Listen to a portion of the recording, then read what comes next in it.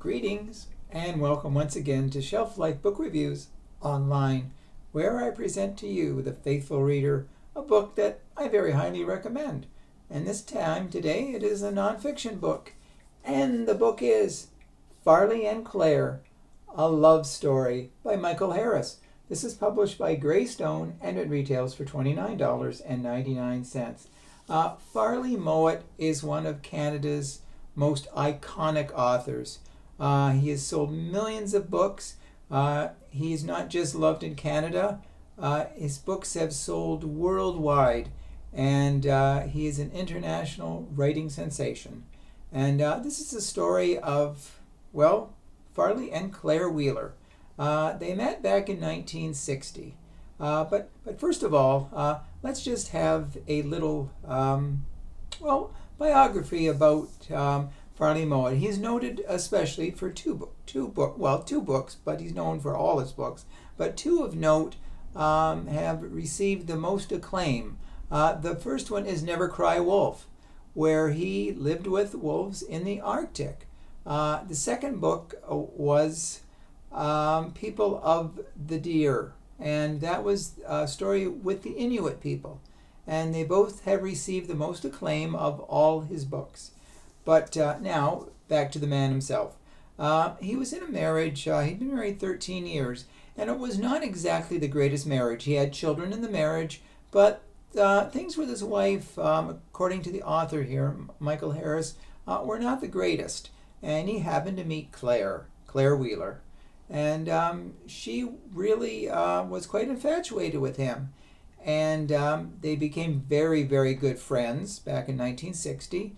And they met, on the sly, so to speak, because he was a famous author, and he really didn't want people to start making rumors about him. But he really actually, talked with his wife about perhaps a divorce, and she was very reluctant. She really wanted, she wanted to keep him dangling on the string, because it sounds like she was definitely not someone who you could care about as much as Farley cared about Claire. So he decided, since she was not going to give him a divorce, that he would go to Mexico with Claire and he would get a divorce there. So he did that in 1965. Now later he wondered whether the divorce was ever really legal and whether he was still actually married to his wife. In fact, he pondered that for much of the time that he was married to Claire. They were together for 54 years until Farley Mowat died in 2014. Now this book is very fascinating in that the author finds and sifts through a lot of old correspondence between Farley and Claire. The love stories, the romance, how it slowly grew bit by bit. The letters were very amicable in the beginning, but there was something there.